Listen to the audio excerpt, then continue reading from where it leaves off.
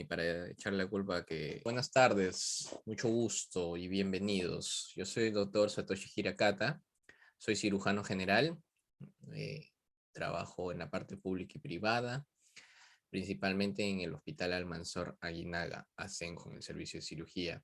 Y hoy vamos a tratar tres temas, ¿ok? Son tres temas pequeños, no se asusten. Son temas, en realidad yo los considero, en el caso de ustedes, que están llevando pregrado, que van a ser cirujanos generales, muy importantes, porque los van a ver bastante en lo que corresponde a sus prácticas cuando lleguen en el caso de internado, y también lo van a ver en el quehacer de los médicos cirujanos. Pero, y ahí va el pero, y hay que sincerarse también con ustedes, es poco preguntado en los bancos de preguntas. Ojo, estoy hablando de los bancos de preguntas donde le van a tomar toda la carrera, ¿no? El examen del ENAM, el examen del CERUM, el examen del residentado, cuando postulen un trabajo. Son pocos preguntados. Eso no quiere decir que no les vayan a preguntar en este examen. Obviamente que en un examen de cirugía, cuando los temas son bastante limitados, es muy probable que sí les venga una pregunta de este tipo. Pero ya saben, para más adelante son poco preguntados. Sin embargo, es lo que van a ver todos los días. ¿Por qué lo van a ver todos los días? Porque son heridas traumáticas, son infecciones de herida operatoria, entonces son bastante frecuentes en cirugía. Así que he separado la clase en tres partes, que son los tres temas, obviamente. Heridas traumáticas, heridas quirúrgicas, infecciones severas de partes blandas. ¿Ok? Vamos a empezar con el primero. También he decidido poner algunas preguntas, que no son preguntas del examen de cirugía, porque el doctor Hirakata, papá, no pone preguntas de exámenes de NAM, del residentado. Usualmente él pone preguntas fabricadas para el curso, no suele repetir preguntas de ciclos anteriores. Les advierto por si quieren banquear. Está bien banquear porque les ayuda a practicar, pero para este examen dudo que vengan muchas repetidas. Vienen unas cuantas repetidas y no vienen de examen de residentado ni de internado, porque hemos analizado las preguntas de esos exámenes y muchas de esas preguntas son mal redactadas en realidad y tienen algunos errores de los cuales ustedes se pueden aventajar. Ya les voy a enseñar cómo responder algunas preguntas, así que las he incluido con la finalidad de que vean más o menos el estilo de pregunta que se suelen preguntar, valga la redundancia, y para enseñarles a responder las preguntas cuando no sepan nada, ¿ok? ¿Por qué? Porque cuando ustedes no saben el concepto de la pregunta, el conocimiento que se requiere para responder esa pregunta, no quiere decir que no la puedan responder. La tienen que responder, obviamente, ¿no? Pero la idea es descartar y aumentar sus posibilidades de acierto, ¿no? Es mejor dicho, les voy a enseñar a champear, ¿ok? Bueno, el primer tema que les dije, heridas traumáticas. El concepto de herida traumática, hay otro concepto que es herida quirúrgica. Herida traumática es toda solución de continuidad en la piel secundaria a traumatismo. Es decir, la apertura de la piel, a eso se refiere solución de continuidad de la piel tras el traumatismo, ¿no? Con frecuencia se produce una pérdida de sustancia, es decir, pérdida del material, pérdida de tejido, y que puede extenderse a otros tejidos, no solo limitarse a la piel, sino incluso, si es que son bastante profundas, afectar algunos órganos subyacentes, ¿ok? De acuerdo a su etiología, se clasifican en contundentes, perforantes, cortantes, perforocortantes y PAF, que es la abreviación de proyectil de arma de fuego. ¿Okay? Las cuatro primeras, es decir, contundente, perforante, cortante y perforocortante, se refieren a las llamadas armas blancas, y obviamente la última categoría, proyectil de arma de fuego, entra en una categoría diferente porque su fisiopatología y la manera de comportarse es muy diferente a las otras. El daño es mayor. Vamos a hablar un poco de cada una. En el caso de las contundentes, no es difícil, pues, ¿no? Porque es producida una herida contundente por un objeto contundente, ¿no? Un objeto contuso. ¿Y qué quiere decir un objeto contuso? es que tienen el borde romo, por lo que para producir una herida, una solución de continuidad, requieren de un moderado a alto impacto, produciendo pues obviamente el tipo de herida contusa, ¿no? Las heridas contusas. Ejemplos de objetos contundentes: los martillos, las piedras, los mazos, el mismo suelo también es un objeto contundente, es un borde romo con el cual te golpeas la cabeza, por ejemplo, el codo, las rodillas. Es lo más común en emergencias, ¿no? En emergencias siempre eh, que va a llegar heridas, llegan este tipo de heridas en la mayoría de los casos. Por ejemplo, cuando dice la madre, ¿no? Mi hijito se ha caído, se ha hecho una herida, usualmente son de este tipo, contundentes, con el suelo, usualmente. ¿Ok? Con respecto a las heridas perforantes, tienen, como su mismo nombre lo dice, perforan, tienen un extremo agudo, que no requieren de mucha fuerza para producir daño. No es como los contundentes que necesitas un impacto moderado a severo para producir la herida. En este caso no, la fuerza puede ser leve a moderada y producir la herida. Eh, Produce pues el tipo de heridas de tipo punzante. Los ejemplos, por ejemplo, las agujas, los clavos, los verduguillos, las espinas, producen este tipo de heridas. No es común que lleguen emergencias, puesto que a pesar de ser comunes, la mayoría de personas asume que no es motivo para ir al hospital. No vas a ir a las 3 de la mañana al hospital porque te hincaste con una espina, porque te hincaste con una aguja. Usualmente los pacientes se chupan el dedo y se acabó el problema, ¿no? Eh, Uno de los que sí es común que llegue emergencias, por ejemplo, cuando pisan los clavos o cuando son agresiones por terceros, por verduguillos, ¿no? Un paréntesis, ¿ok? Yo no puedo ver cuando levantan las manos. Si tienen alguna pregunta, interrumpan. Este es el momento en el cual ustedes pueden interrumpir. Pregúntenme qué les van a tomar en el examen, etcétera. ¿Por qué? Porque yo no veo cuando levantan la mano acá, estoy viendo la pantalla completa. Así que prendan el micro, nada más. Ustedes pueden prender el micro y decir, profesor, un ratito, o se le apagó el internet, doctor, un ratito, etcétera, y me preguntan su interrogante. Prosigamos. Las de tipo cortante tienen borde afilado que no requiere tampoco mucha fuerza necesariamente para causar daño. Discúlpenme los gallos, estoy un poco mal de la garganta. Produce heridas de tipo cortante. Ejemplos: los bordes de cuchillos, vidrios, hojas de papel también producen heridas cortantes, son bien dolorosas las hojas de papel. También es común verlas en emergencia. La ventaja de estas heridas, las de tipo cortante, es de que los bordes de la herida son rectos. Entonces son fáciles de suturar, simplemente hay que afrontar los bordes. En cambio, en el caso de las heridas contusas, los bordes son bien irregulares y son más difíciles de suturar. Ya vamos a ver algunas imágenes más adelante. Con respecto a los objetos perforocortantes, obviamente pues tienen características perforantes y características cortantes, ¿no? Es decir, un extremo agudo, pero en el borde son afilados. Y dependiendo cómo cause la lesión, por ejemplo, el cuchillo puede ser una herida punzocortante si se aplica de forma perpendicular, o puede ser cortante si se aplica de forma tangencial, paralela a la piel, perdón. No es común encontrarlas en emergencias, salvo que sea por agresión por tercero. ¿Okay? Y respecto al último punto, son los proyectiles de arma de fuego, producen heridas cuya gravedad depende también de la energía cinética del proyectil, de la forma, del peso y del lugar en donde impacta.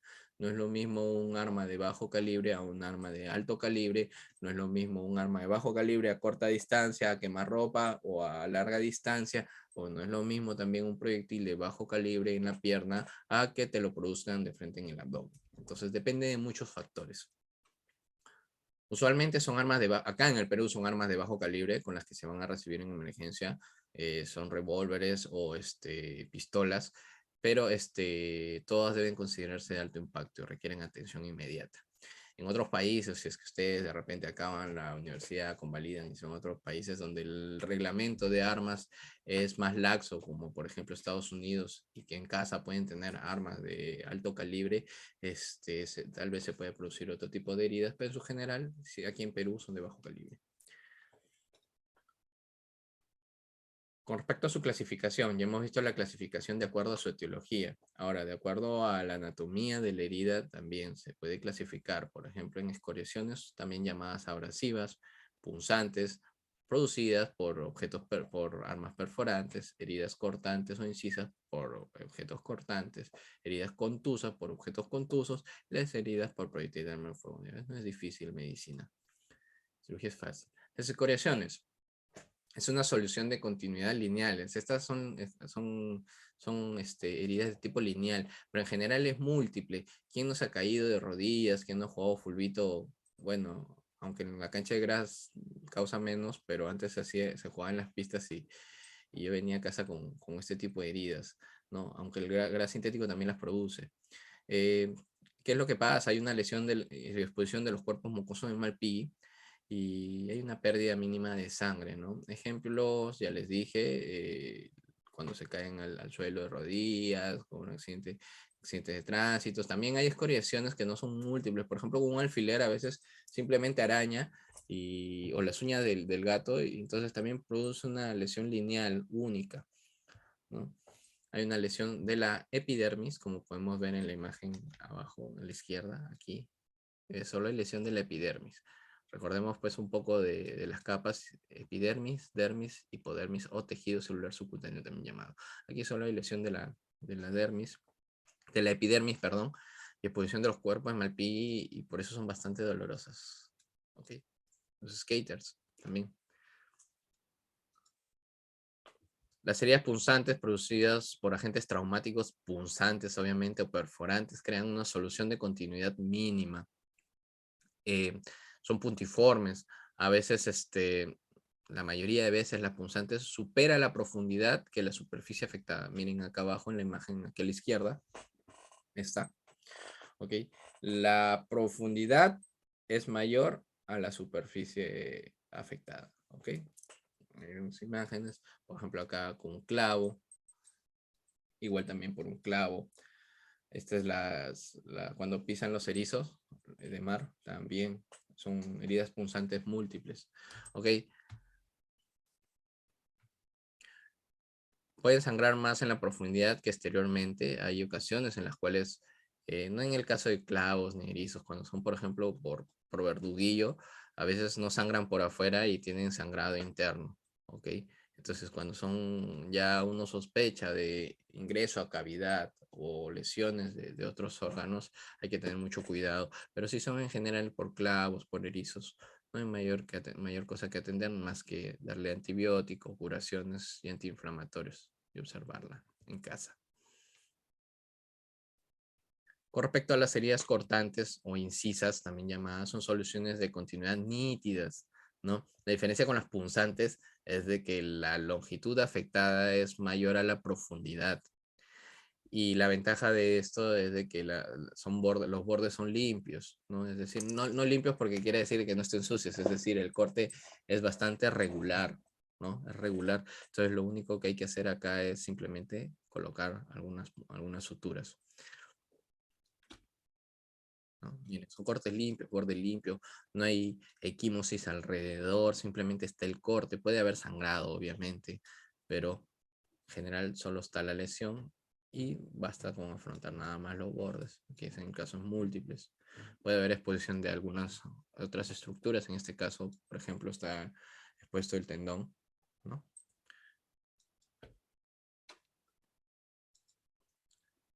En el caso de las heridas contusas, tienen como característica que son irregulares. A diferencia de las cortantes, los bordes son regulares. En este caso no, los bordes son irregulares, su fondo es irregular, presencia de tejidos triturados, equimosis alrededor, ¿no? La piel puede estar magullada, deflecada, ¿no? Miren, un objeto contundente de gran impacto, entonces hay equimosis alrededor que ha vencido, ¿no? La fuerza de impacto es alta que ha permitido una solución de continuidad y ha hecho una herida de bordes irregulares. Las peleas, los puños también son objetos contusos, los cabezazos jugando fútbol de capitán también son comunes. Y hay unas características que son mezcla de varios tipos, no son muy frecuentes, pero por si acaso se los pongo, se los vayan a preguntar. En el caso de los punzocortantes, como en el primero, es decir, ya lo hemos visto que son objetos, este tipo de objetos ya los hemos visto, son los pérforocortantes o los punzocortantes, cuya lesión es mixta, ¿no? Producido por objetos que actúan por deslizamiento, corte y penetración. Generalmente predomina la profundidad sobre la extensión. Por ejemplo, un cuchillo puede ser un arma cortante si uno lo aplica de forma paralela a la piel, o si lo aplicas de forma tangencial puede actuar como un objeto punzocortante, como en la primera imagen. ¿Okay?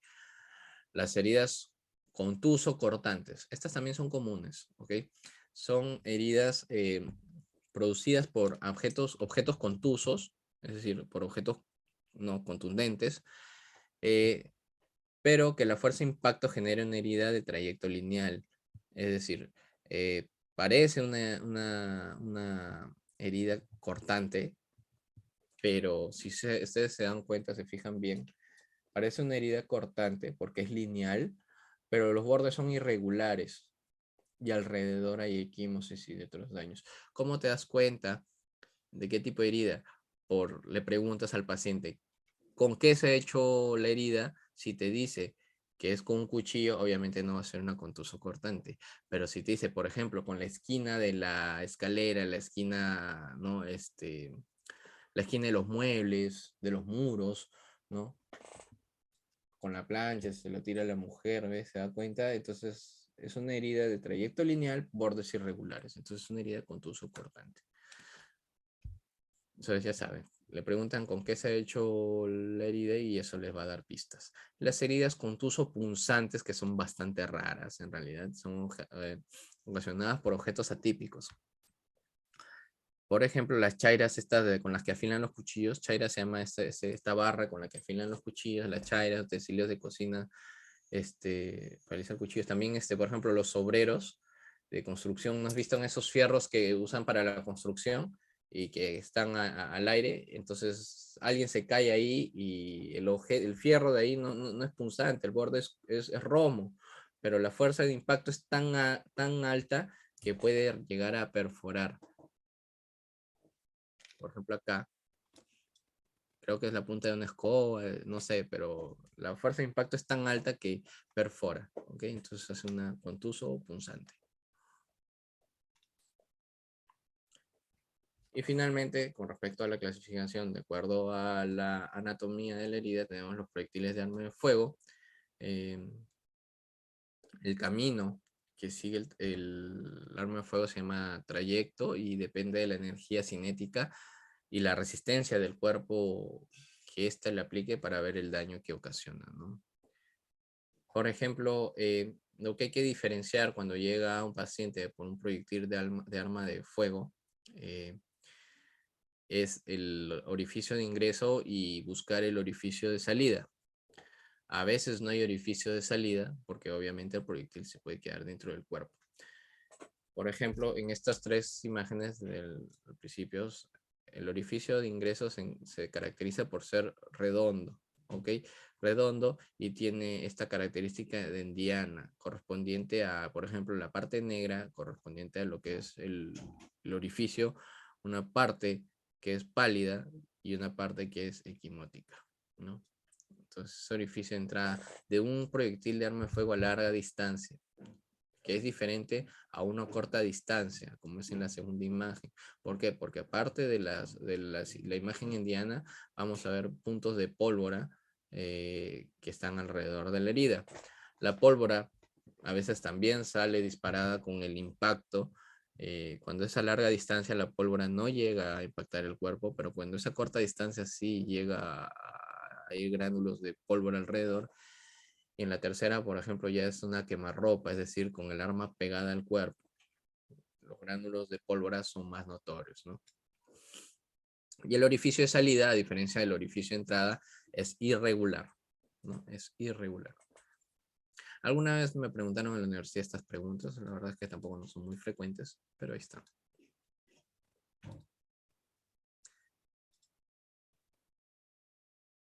También hay otro tipo de proyectiles que son los proyectiles pues, de escopeta, que son lanzaperdigones, son la característica si han visto en las películas de las municiones es que dentro del cartucho pues hay varios perdigones, ¿no? Obviamente que esto si se lanza a corta distancia pues o lo matas o le amputas al menos un brazo, son muy, muy dañinos. En este caso, por suerte, probablemente el impacto ha sido a mediana, a larga distancia. Otro tipo de clasificar las heridas es el grado de profundidad, y esto también es preguntado. Las superficiales se limitan solo a piel y tejido celular subcutáneo, es decir, solo se limitan a lo que corresponde a las capas de la piel. Las profundas, obviamente ya va más profundamente y más abajo del tejido celular subcutáneo, pues ¿qué hay? Hay aponeurosis, hay músculos y huesos. Ahí ya son profundas. Y algo que hay que diferenciar y que muchas veces se confunden por lo parecido que suena una penetrantes y perforantes. La penetrantes es cuando entra en una cavidad corporal, pero no lesiona ninguna víscera hueca. Las penetrantes, ¿qué cavidades corporales hay? Por ejemplo, la bóveda craneana, por ejemplo, cuando penetra la cavidad torácica, la cavidad abdominal. Entonces, ahí son penetrantes, ¿ok? Y perforantes cuando hay compromiso de una víscera hueca, es decir, aparte de penetrar, ¿no? También compromete una víscera hueca, por ejemplo, el intestino delgado. Le van a preguntar en examen, de repente se me da, ¿no? Diferencias entre penetrantes, perforantes, o le van a dar el concepto de herida que compromete cavidad corporal y lesiona víscera. ¿Qué es? Penetrante, perforante, ¿no? Así suelen ser las preguntas. Avulsión también, y es un tipo de lesiones que suelen preguntar, es arrancamiento traumático de una parte del cuerpo, ¿no? Sobre todo una parte colgante o expuesta, por ejemplo, extremidades o piezas dentarias. Usualmente es en accidentes de tránsito de alto impacto, es decir, arrancamiento. La fuerza de impacto es tan alta que te arranca la mano, pues eso es una avulsión. ¿Okay? Por ejemplo, miren las dos primeras imágenes, hay una avulsión de la mano. Como es de partes colgantes, también puede ser de los dientes, se llama avulsión dentaria. También es una avulsión porque es un arrancamiento de una parte del cuerpo. Y atricción, usualmente hay confusión, avulsión con atricción, es la división del cuerpo en múltiples fragmentos que se mantienen unidos mediante estrechas bandas de tejidos. Es decir, ha habido una gran lesión y hay unas bandas pequeñas de tejido que sostienen la parte ¿no? de tejido molido, aplastado, triturado. Usualmente son las moladoras estas de grandes empresas, ¿no? Accidentes como molinos, de amasadoras. Miren, se ha metido aquí la mano en la trituradora de carne, la moladora de carne, ¿no? Miren, y no está separado totalmente el miembro, ¿no? Eso se llama atricción. Atricción. ¿Okay? Yo cuando era interno, yo hice internado en una clínica, ¿okay? En Lima. Y esta clínica trabajaba con los CPS, con los seguros de trabajo privados, y estaba asociada a una marca de pastas que hacía fideos, ¿no? Tienen amasadoras, moladoras de ese tipo, y llegaba bastante este tipo de pacientes, ¿no?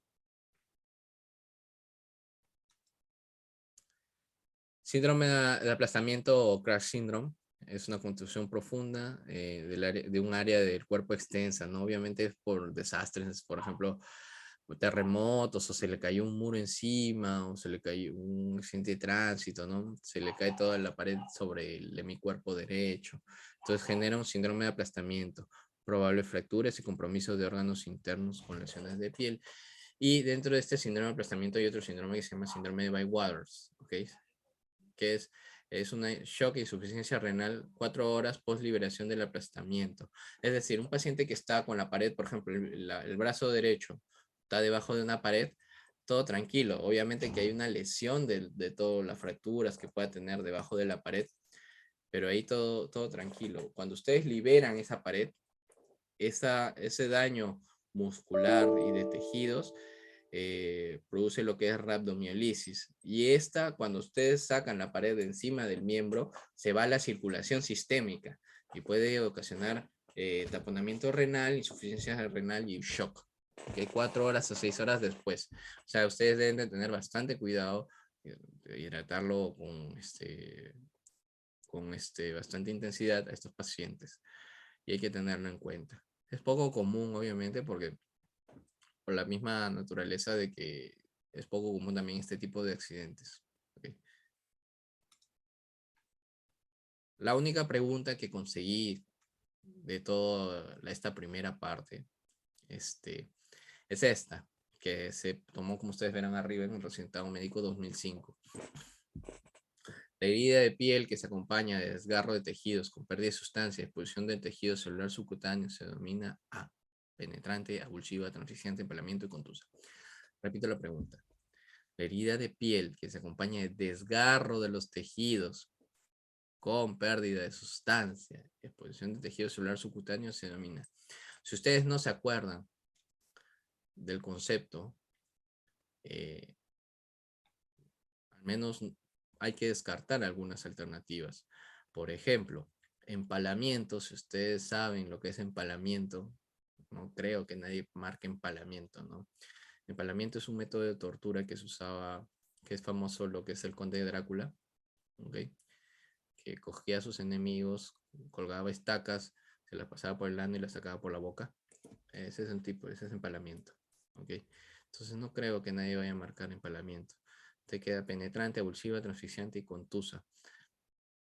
Contusa tampoco no creo que sea marquen, ¿no? Porque hay desgarro de tejidos, pérdida de sustancia, ¿no? En este caso, el truco es ir descartando. A veces no se puede descartar ninguna, ¿ok? Pero en lo posible, en la mayoría de preguntas se puede descartar al menos una o dos alternativas, lo cual aumenta sus probabilidades de poder marcar. En este caso es avulsiva, y lo hemos conversado, ¿no? Hay un desgarro, pérdida de sustancias, sobre todo por esos dos conceptos. Okay, esta es la primera parte. ¿Alguna pregunta? En realidad, de repente es la parte más pesada.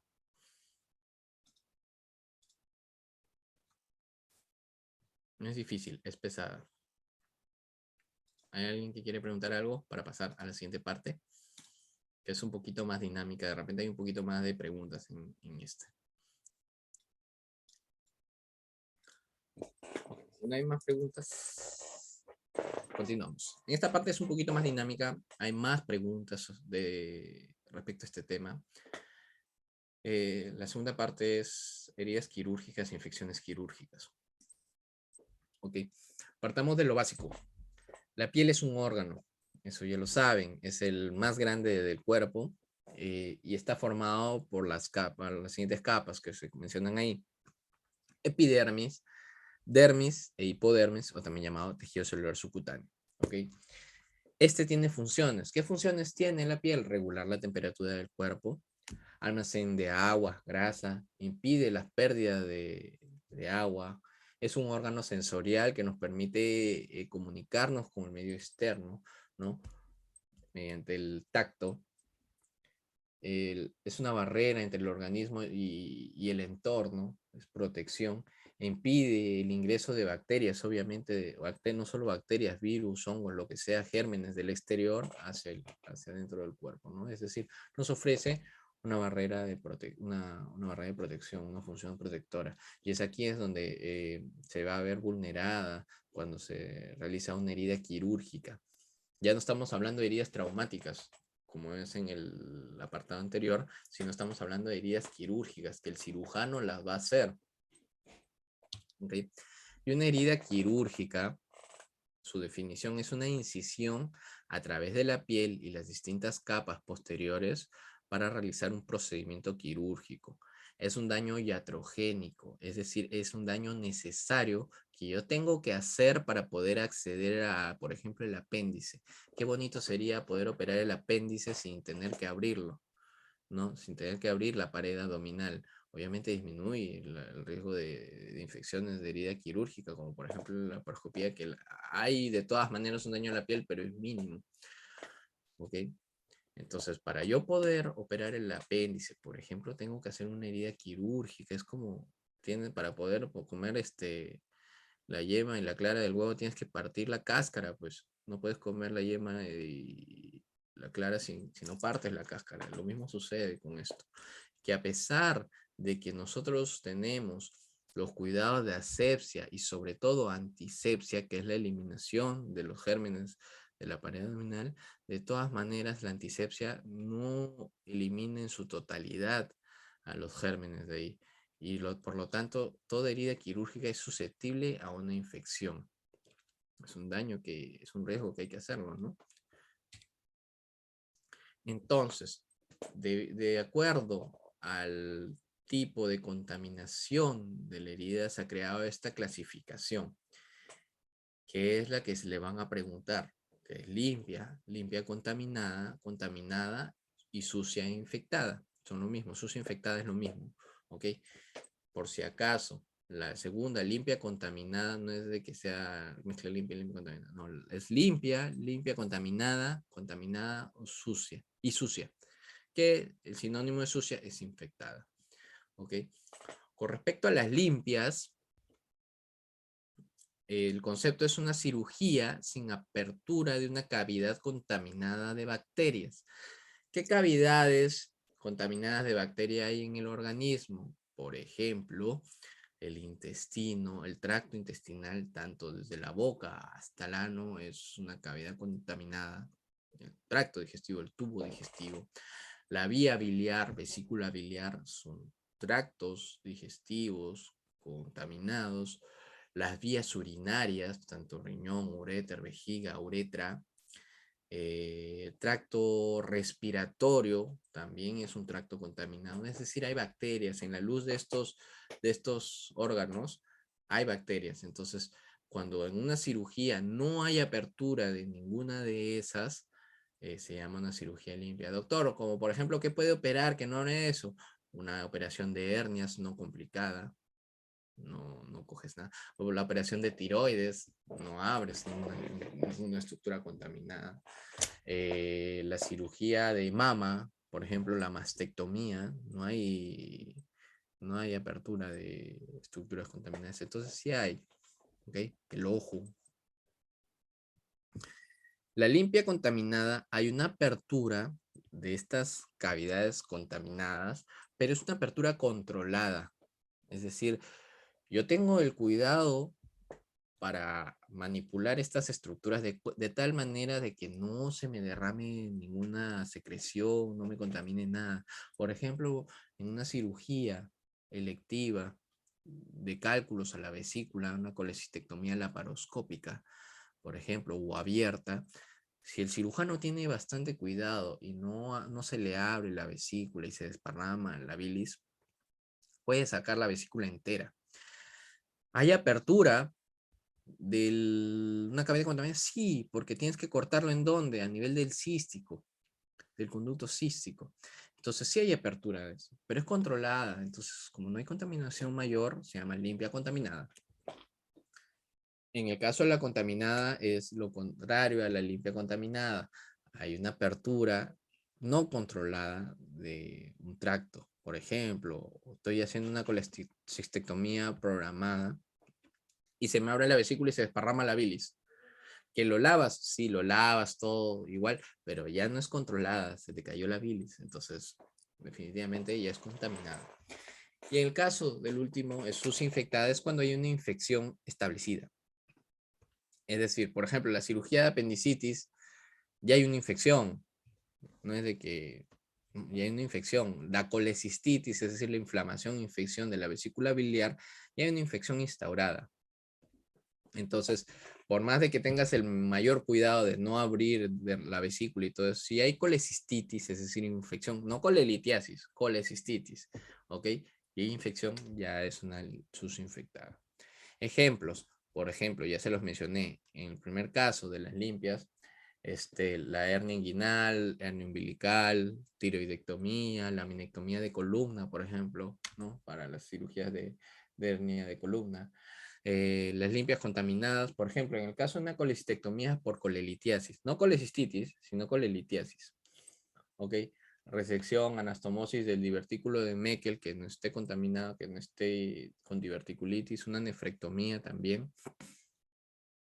En el caso de una contaminada, por ejemplo, la colecistectomía que les decía que justo se le derramó la bilis, ¿no? Una resección intestinal y que justo se caen las deposiciones ahí dentro de la cavidad, es una no contaminada. Insucio infectada, una colecistectomía, pero por colecistitis aguda, es decir, infección, una apendicectomía, resección intestinal por diverticulitis, y son infecciones. ¿Para qué sirve esto? ¿Por qué? Porque cada una de estas tiene un riesgo de que se pueda infectar la herida operatoria. ¿Ok? La herida operatoria. Las limpias tienen menos del 5% de posibilidades, de probabilidades, perdón, de que se infecte. Las limpias contaminadas hasta un 10%, las contaminadas un 15%, y las infectadas más de 30%. Es decir, miren lo alto que puede ser esto, ¿no? Hasta más del 30%.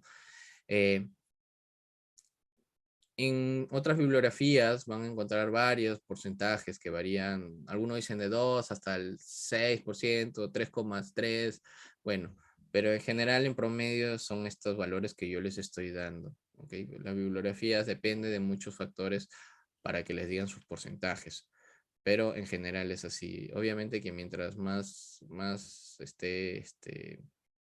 avanzado esté, hasta su infectada, mayor la probabilidad de infección de herida operatoria. Un rato, un momento.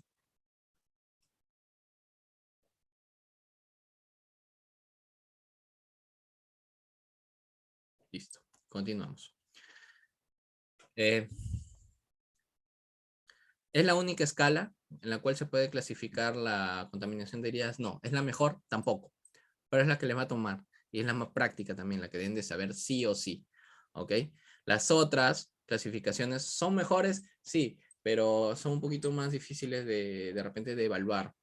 Entonces, por ejemplo, tenemos una que está por ejemplo, la Study of Efficacy of Nosocomial Infection Control de la CDC, es decir, del Centro de Enfermedad de Control y Prevención de Enfermedades, que da estos parámetros, ¿no? Cirugía abdominal, herida contaminada o sucia, cirugía de más de 2 horas o 3 o más diagnósticos postoperatorios. Cada una, si es que lo tiene, es un punto, si no lo tiene, 0. La sumatoria de estos les va a dar un puntaje que va del 1 al 4, obviamente. Y de acuerdo a mayor puntaje, es mayor la tasa de infección. Este de repente es un poquito mejor que el anterior, pero el que les van a preguntar, como les vuelvo a repetir, incluso se lo preguntan hasta en preguntas del internado de la residencia, es ¿ok? Esta clasificación. Hay otra que también es de la CDC, de la National Nosocomial Infection Surveillance, que clasifica la clasificación de la ASA del riesgo quirúrgico 3, 4, 5. La clasificación de la ASA es el riesgo quirúrgico que se le da antes de entrar a sala de operaciones. El internista lo clasifica, el anestesiólogo, en un riesgo ASA. ¿Ok? Cuando son 3, 4, 5 son de cirugías de alto riesgo. También cuando son heridas contaminadas, cirugía mayor de 2 horas, de 0 a 1 punto. Y mientras más puntaje, obviamente mayor es el riesgo. Entonces vamos a las preguntas, ¿ok? Esta, por ejemplo, es una pregunta de la MIRE, del examen de residentado de España. Pone, un residente de cirugía durante una laparotomía por obstrucción intestinal por vías adherencias produce una pequeña perforación del intestino. Vamos por partes. Ustedes han llevado semiología, entonces gran parte de la terminología médica tiene una razón de ser láparo. Láparo es abdomen, tomía es corte. Entonces la laparotomía es decir un corte en el abdomen, obviamente que para ingresar a la cavidad es una laparotomía. ¿Okay? Un residente de cirugía durante una laparotomía por obstrucción intestinal por vías adherencias produce una pequeña perforación del intestino. La herida será clasificada como limpia, infectada, limpia, contaminada, sucia o contaminada. Vamos aprendiendo a responder primero como si tuviésemos el conocimiento, como si tienen conocimiento. Una operación de vías adherencias es una obstrucción intestinal que se causa obviamente porque hay bridas y adherencias. Las bridas y adherencias son tejido cicatrizal de una cirugía previa. O sea, este paciente antes ya ha sido operado de algo más y entonces tenía bridas adherencias. Si solo es una operación de bridas y adherencias y ustedes la cortan y las bridas y las adherencias y liberan la obstrucción, es una operación limpia porque nunca abriste el intestino. Pero en este caso te dicen una característica muy singular que te dice que el residente hace una pequeña perforación del intestino. Hay que más o menos leer la intención del que del que haya desarrollado la pregunta. Cuando te ponen pequeña perforación, te da la impresión de que lo ha perforado, pero de que no hay mayor contaminación. Diferente hubiese sido, hay una perforación con pérdida de líquido entérico en todo eso, ¿no? Pero te dice una pequeña perforación. Probablemente haya controlado esa pequeña perforación y no haya habido mayor contaminación, pero cuando ya hay apertura de una cavidad contaminada, ya no es limpia, ¿no? Entonces se produce ¿qué cosa? Limpia contaminada. Ahora, ¿cuál es el truco de esta, en caso de que tuvieses duda? Por ejemplo, la idea es ir descartando antes algunos. Por ejemplo, hay un truco, que es el truco de los sinónimos. Por ejemplo, si te dicen la alternativa B y la alternativa D, hemos dicho que según la clasificación es limpia, limpia, contaminada, contaminada, y el cuarto es sucia o infectada, son sinónimos, sucio o infectada. Todas las preguntas tienen solo una alternativa para marcar, de tal forma de que si hay dos alternativas que son sinónimas, no puede ser ni una ni la otra, o sea, no puede ser ni sucia ni infectada, pues son sinónimos. No vas a marcar respuesta B y D, no, solo hay una alternativa, de tal forma que descartamos la B, descartamos la D y nos quedamos con la A, la C y la E. ¿Ok? Ya aumentamos nuestras probabilidades de un 20%, las hemos aumentado a un 33% de acertar. Entonces, así se resuelve un examen, aumentando nuestras probabilidades. Entonces, limpia, limpia, contaminada y contaminada. Más fácil, ya hay una pequeña perforación del intestino, de todas maneras no es limpia, descartaste es limpia. La duda te queda entre limpia, contaminada y contaminada. ¿Ok? Entonces, ya lo que era una pregunta de 20% de posibilidad de acertar, ya la convertiste en un 50-50. Limpia, contaminada, contaminada. En este caso, la respuesta es limpia, contaminada. ¿Alguna pregunta con respecto a esto? Ok, continuamos. Okay. ¿Alguna objeción para mandarla al correo al MIR? Dime. Disculpe, una pregunta. En este caso no sería contaminado porque la cirugía no se realiza precisamente en alguna parte del tracto gastrointestinal, o sea, el tracto digestivo, ¿no? Sí, Por pero eso ya no te se dice que considera. hay una perforación en el intestino. Si hay una Claro. perforación en el intestino, ya no puede ser ni limpia y, Ujú. como te digo, no puede ser ni infectada ni sucia. Entonces nos quedan las dos opciones, limpia, contaminada o contaminada. Como me dice que es una pequeña perforación, es decir, hay apertura del tracto intestinal, pero es pequeña perforación, se puede considerar limpia, contaminada.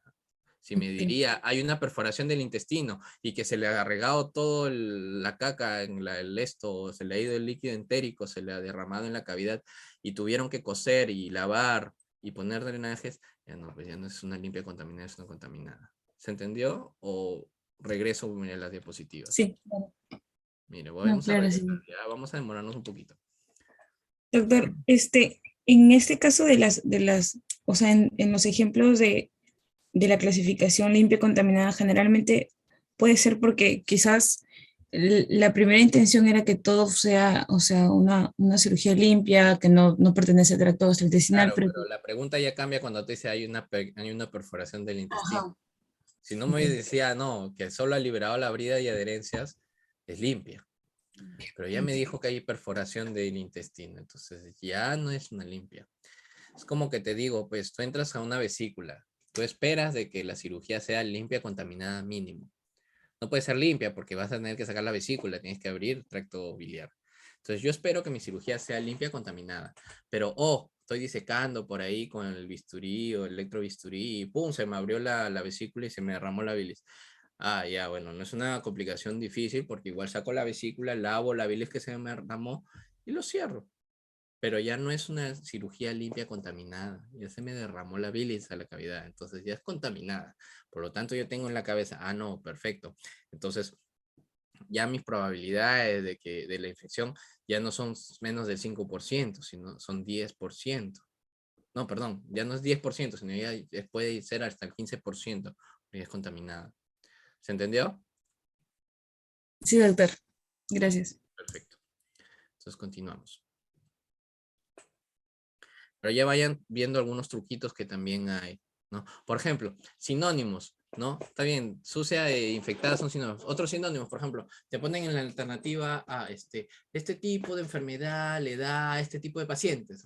Alternativa A te ponen jóvenes. Alternativa B, atletas. C, ancianos, ya, pues ya. Usualmente los atletas, no todos son jóvenes, hay atletas ancianos, pero ya te da cierta similitud, ¿no? De que la mayoría de atletas, pues, son en buenas condiciones, jóvenes, ¿no? Entonces, más o menos por ahí va la cosa, ¿no? Buscarle sinónimos a las cosas. Una herida traumática con más de 6 horas de producida se considera que está contaminada, limpia, sucia, supurada, infectada. El mismo truco. Infectada y sucia son sinónimos, de tal forma de que no puede haber dos respuestas en una misma pregunta. Descartamos la alternativa C y la alternativa E. ¿Ok? Nos quedamos con la alternativa A, B y D. Supurada. Ustedes al menos no se acordarán los conceptos de limpia, limpia, contaminada, contaminada, sucia, infectada, pero al menos se dan cuenta de que no existe el tipo de herida supurada. Descartado la D. Les queda la A y la B. Una herida traumática. No es una herida quirúrgica, es una herida traumática. ¿Ok? De más de 4 a 6 horas de evolución, ya pues no va a ser limpio, ¿no? Por descarte les queda contaminada. Yo consideraría que la respuesta, esa es una respuesta, es una pregunta del recintado médico. Por eso no copiamos las preguntas, porque están mal formuladas a veces. Yo considero que una herida traumática no puede ser limpia, ¿ok? Definitivamente no es limpia. No es que el cuchillo de tu cocina esté estéril, ¿no? No. Por más que lo laves con ayudín, con lo que sea, igual tiene un grado de contaminación. Entonces, no va a ser limpia. Tampoco puede ser sucia o infectada, ¿no? Porque no hay una infección previa. Entonces, y no existe supurada. Entonces, la pregunta ¿es contaminada o limpia contaminada? Esa es la duda que ustedes deberían de tener. Si es limpia, contaminada o contaminada. Si es que fuese menos de 4 o 6 horas, se puede considerar limpia contaminada. ¿Ok? Pero aquí ya te está diciendo que ya, aparte de que se ha hecho el daño y ya hay más horas de evolución, entonces ya no es una limpia contaminada, es una contaminada. Y efectivamente, más de 4 a 6 horas, una herida ya es considerada como contaminada. Más de 8 horas ya no se sugiere coserla. ¿Por qué? Porque se puede infectar. Respuesta contaminada. Según la clasificación de herida operatoria, ¿cuál de las siguientes cirugías es una herida limpia contaminada? ¿Ok? Recordemos, limpia contaminada. Limpia contaminada, si ustedes se acuerdan, ¿qué es limpia contaminada? Hay apertura de una cavidad contaminada, pero es controlado. O sea, no se desparrama, ¿no? Se controla muy bien. Entonces, vamos por similitudes. Mastectomía y tiroidectomía, más o menos, las dos son el mismo tipo de cirugía, solo es otro tipo de glándula. Por similitud se descartan, ¿no? Las dos son limpias. La mastectomía y la tiroidectomía, la A y la D. Ahora te pone drenaje de absceso subfrénico, apendicectomía por apendicitis aguda complicada y exploración de vías biliares. ¿Cuál es la limpia contaminada? Recordemos, pues, de que ya cuando hay una infección instaurada, ya es sucia infectada. La apendicitis aguda, sin ser complicada, ya está ya una infección, por lo tanto, sea complicada o no complicada, igual es sucia infectada. Igual, un absceso, ya hay un absceso, ya hay pus, ya hay una infección instaurada. Entonces, también tiene que ser, así no abras ninguna cavidad contaminada, si ya hay pus, ya hay una infección instaurada, es una contaminada, sucia infectada.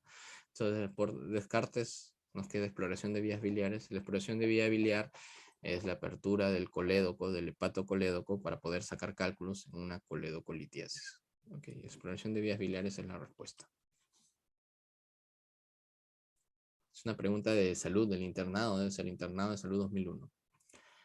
Pacientado médico 2014. ¿Qué tipo de herida quirúrgica se considera cuando se opera un divertículo de colon perforado? Contaminada, limpia, contaminada, medianamente contaminada, limpia, sucia, infectada. Aquí ya saben que sucia, infectada son sinónimos y lo han puesto en una sola alternativa, con la finalidad pues de que no utilicen el descarte que hemos usado en las preguntas anteriores. Ok, vamos por partes. Un divertículo de colon perforado. El divertículo de colon se perfora cuando ya hay una infección, cuando hay una diverticulitis.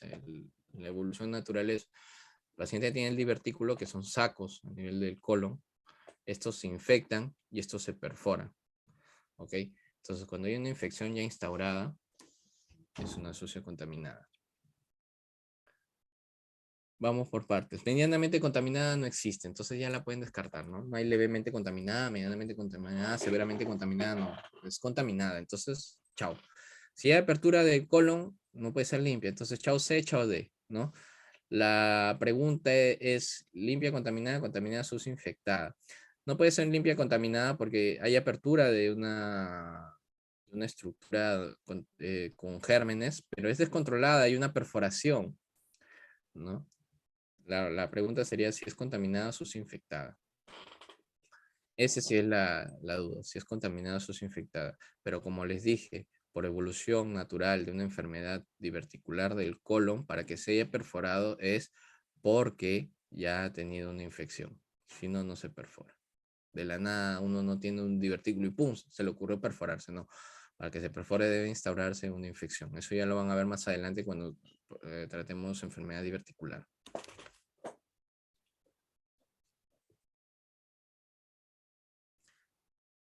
Pregunta de salud 2010, también de internado de ser. En el caso de se realice una colectomía programada y se deje dren, ¿qué tipo de herida es? Okay. Este también es un tipo de pregunta maliciosa. ¿Ok? ¿Por qué? Cuando uno hace una colectomía, ya les dije, la mayoría de terminología médica tienen que verla por la etimología. Colectomía, cole de colones, ¿ya? Y ectomía, no se confundan con la terminología atomía, que es corte. Ectomía es extracción. Por ejemplo, apendicectomía quiere decir la extracción del apéndice. Colecistectomía quiere decir la extracción de la vesícula biliar. Hepatectomía, resección del hígado. Colectomía, resección del colon. Aquí sacamos el colon. En el caso de una resección de colon programada, todavía te ponen no es de emergencia y se deja drenaje. Si es esto, ¿qué tipo de herida es? Limpia no es, porque definitivamente ya aperturaste el colon, ¿no? Entonces, limpia no es. Estéril no existe. Entonces, chao D, chao E, te queda sucia, limpia, contaminada y contaminada. Sucia, infectada no puede ser porque no hay ninguna infección establecida. Por eso te está diciendo colectomía programada. Cuando es de emergencia, lo más probable es que sí haya un cuadro infeccioso de por medio, pero te está dando programado, o sea, te está dando la idea de que acá no hay mayor contaminación. Entonces puede ser limpia contaminada si es que sacan el colon sin mayor problema, o contaminada si es que al operar se derramó caca, pues bueno, las deposición. Ahora, la respuesta debería ser limpia contaminada, pero acá te pone la opción de que le dejan un drenaje. Este es el problema, ¿no? Por eso les digo, es muy maliciosa y yo considero que si esto le han preguntado a los internos, pues es una pregunta de muy alto nivel que no debería ser limpia contaminada, pero como ya le dejaron drenaje, es decir, un tubo que va hasta la cavidad ya es contaminada, se considera como contaminada. ¿Ok? Es muy maliciosa esta pregunta. Considero que no se la debieron de hacer a los internos, pero de que es válida, porque es cierta, sí es cierta. Aparte, no te vas a parar en pleno examen de internado, de residencia, del ENAM, a ponerte a reclamar por una pregunta en pleno examen, pues vas a perder tiempo, no te van a dar razón y ya perdiste como 10, 20 preguntas reclamando esto. Que durante el examen contesten, ya reclamarán después de. Pregunta de salud. Mujer que hace 2 días presenta mordedura canina con desgarro de partes blandas sin secreciones. La herida es considerada la misma situación. No existe supurada. Chao E. Sucia e infectada. son sinónimos, no puede ser A ni C. Entonces no puede ser A, C ni E, te queda limpia y contaminada. No puede ser limpia, pues porque es la boca de un perro. Por descartes y sin saber leer ni escribir, es contaminada. La mordedura de perros de base son contaminadas. ¿Okay? No son limpias, contaminadas. No, ya hay flora de la boca del perro ahí, entonces no es limpia, contaminada. Y si Dime. en ese caso hubiesen colocado otra alternativa, o una de las alternativas hubiese sido sucia, infectada y la otra contaminada. No, porque te está poniendo la pregunta de que desgarro de partes blancas sin secreciones. Es decir, que no hay pus, no hay infección, ¿no? Si es que me dijera, no, sí, hay secreción purulenta, con eritema, signos de inflamación, dolor, calor, rubor, ¿no? Ya hay una infección, ya hay una celulitis, ¿no? Entonces ahí sí debería ser sucia e infectada. Pero acá no, te dice hace 2 días, ¿no? Desgarro, sin secreciones. Aparte, recuerda de que para que se haga una infección, una celulitis, hay un periodo de ventana en el cual hay exposición a los gérmenes, vencen las defensas del cuerpo, hay respuesta del cuerpo. O sea, para que sea una infección no es de que, ay, te mordió el perro y que ya se te hace infección y celulitis. No, hay un periodo de ventana y 2 días es muy corto. No es de que viene Drácula, te muerde el cuello y ya te hiciste vampiro. No, en este caso no, te muerde el perro y hay una serie de pasos, ¿no? Mediadores inflamatorios, vence las defensas, empieza la replicación, a la multiplicación de gérmenes. Entonces, para que llegue a hacerse infección, y mínimo es de 3 días para arriba. ¿Ok? De 3 días para arriba es para que se instaure una infección. Antes de los 3 días es difícil que haya signos de celulitis. ¿Ya? Por eso es de que no es sucia infectada. Sí, yo considero de que sí, es una buena duda entre contaminada e infectada. Pero como ya te expliqué, no hay secreciones, tiempo 2 días.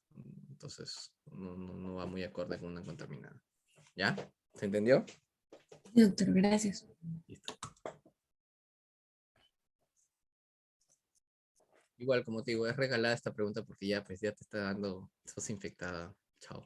No es limpia tampoco.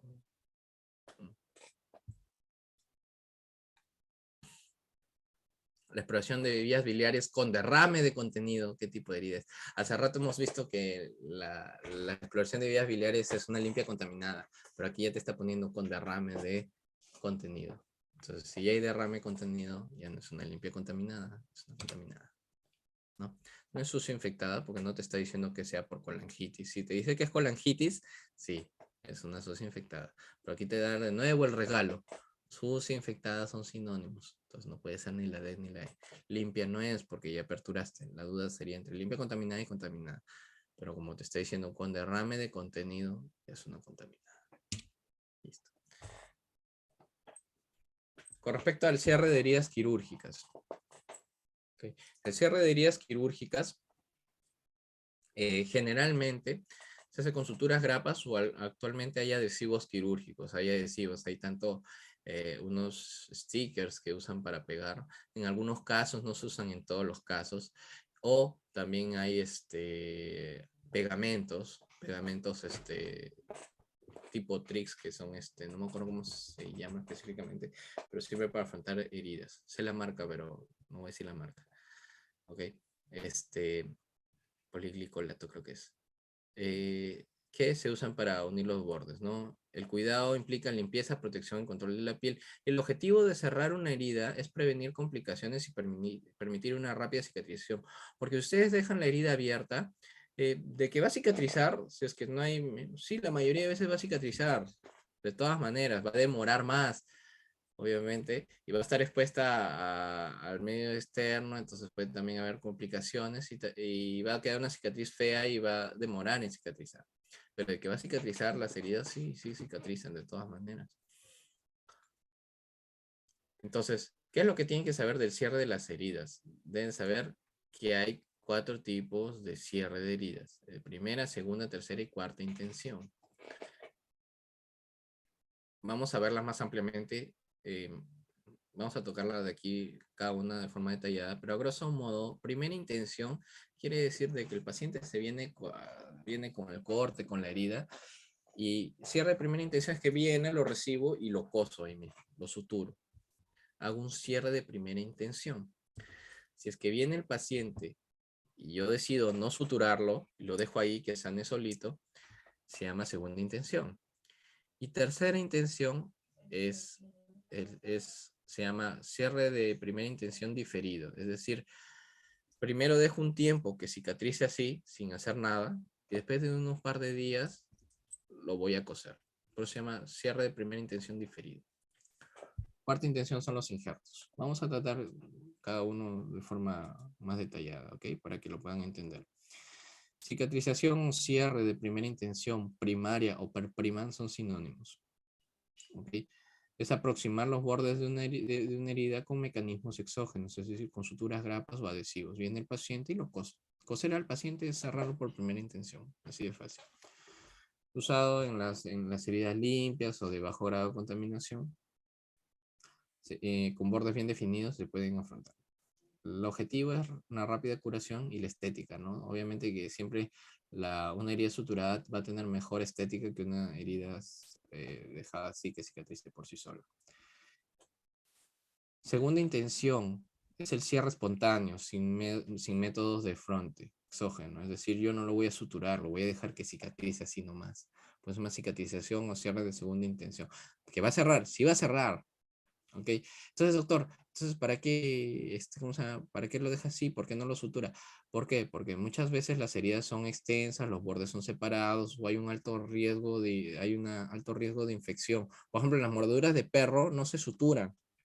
Las mordeduras de perro se dejan así abiertas por segunda intención, porque tú coses eso y se va a infectar, se va a acumular de pus, va a ser celulitis, absceso. Entonces, las de mordedura de perro, debido al alto grado de contaminación, o las de humano, se dejan así, no se suturan. O por ejemplo, en este caso, en esta herida en la nariz, ¿cómo van a suturar eso? ¿Qué bordes van a afrontar? No se puede afrontar. Entonces, ustedes lo dejan por segunda intención. ¿Va a demorar en cicatrizar? Sí, pero de que va a cicatrizar, va a cicatrizar. Como podrán ver, al final cicatriza, ¿no? Incluso no deja mucha marca, ¿no? Porque después de un año la cicatriz se contrae. Evita la infección porque al estar abierta, pues así drene pus, va a drenar hacia afuera, no se va a acumular, no va a hacer abscesos. Entonces, para eso se utiliza. Por ejemplo, si ustedes ven, ahí, le hacen una herida, no le hacen nada, no lo cosen, ese es un cierre de segunda intención. Viene, cierre de segunda intención. Nadie lo cose a Wolverine. Nadie lo sutura, solito se cura. Ya su cicatrización de Wolverine es por segunda intención, porque no le aplican suturas. ¿Ok? Por tercera intención, se llama cicatrización tercera intención, terciario o primario diferido, o de primera intención diferido. Quiere decir de que lo vas a suturar, pero no lo vas a suturar ni bien llegue el paciente, lo vas a suturar después de unos días. ¿Y por qué lo vas a suturar a un par de días? ¿Por qué? Porque esa herida probablemente tiene un alto grado de contaminación, está infectada. Entonces, tú lo dejas abierto, lo lavas un par de días, esperas de que la infección ya se haya resuelto y después de un par de días ya ves que no secreta nada, de que hay un tejido de granulación, de que ya no hay mayor contaminación, que ya no hay pus, lo coses. ¿Qué es lo que permite esto? Obviamente que vas a redireccionar una herida que está infectada de una serie que podría cerrar por segunda intención, lo vas a convertir a primera intención. ¿Sí? Por ejemplo, en las heridas de peritonitis, a veces la dejan abierto, lo lavan un par de días y después lo cierran. Las de cuarta intención son las que usan injertos, tanto autoinjertos como injertos animales.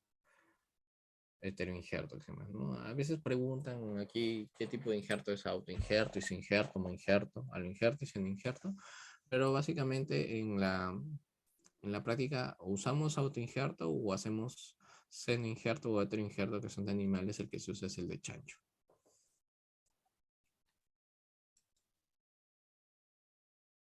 Preguntas. A ver, veamos. Las curaciones en una lesión en la pierna por mordedura de perros indica diarias, terapias antibióticas y vacuna antirrábica. ¿Qué tipo de curación es el escogido? Vamos por el truco.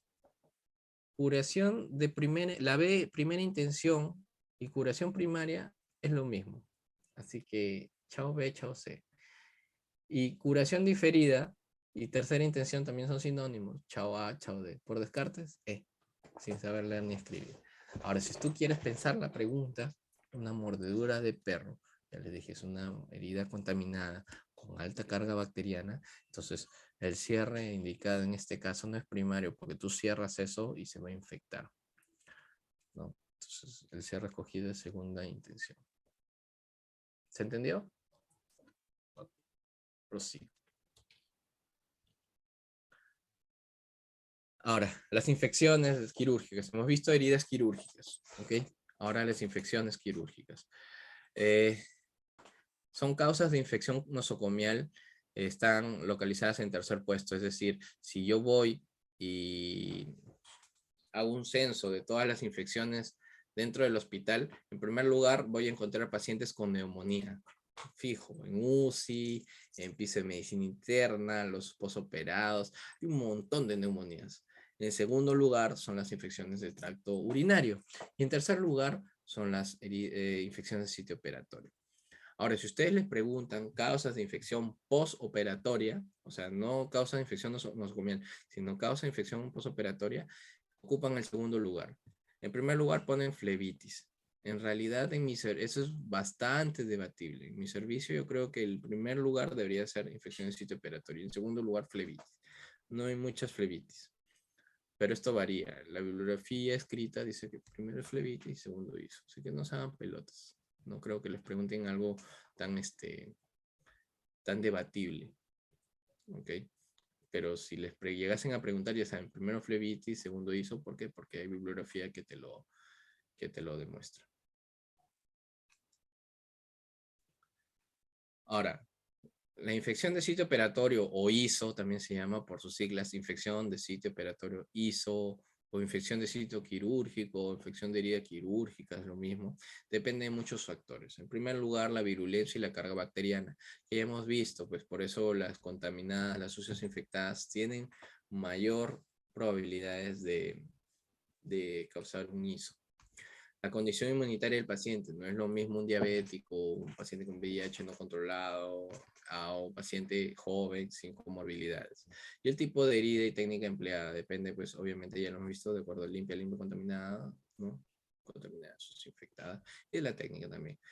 No son los únicos factores, hay muchos, hay todos estos. En realidad no son muy difíciles de deducir, pero les recomiendo pues de que den una leída. Por ejemplo, en el caso del germen depende si el paciente, si el germen es intranosocomial o intrahospitalario, perdón, o adquirido en la comunidad, depende qué tipo de germen es, qué tipo de toxinas, si es resistente a medicamentos, a antibióticos, entonces no son difíciles de deducir esas cosas. Obviamente un germen resistente a penicilinas, etcétera, no es más es agresivo, ¿no? El ambiente depende también de si utiliza profilaxis antibiótica, si hay cuerpos extraños, si es limpio, si es, perdón, si es en hipotermia, si hay hospitalización prolongada preoperatoria. En el caso de huésped, pues obviamente obesidad, diabetes, los extremos de las edades, ascitis, enfermedad renal, etcétera. No son difíciles de deducir. Les recomiendo que le den una leída de todas maneras. No lo memoricen porque la mayoría de veces se deduce. Una infección de sitio operatorio es la que se considera desde el día de la operación hasta los 30 primeros días del postoperatorio, ¿ok?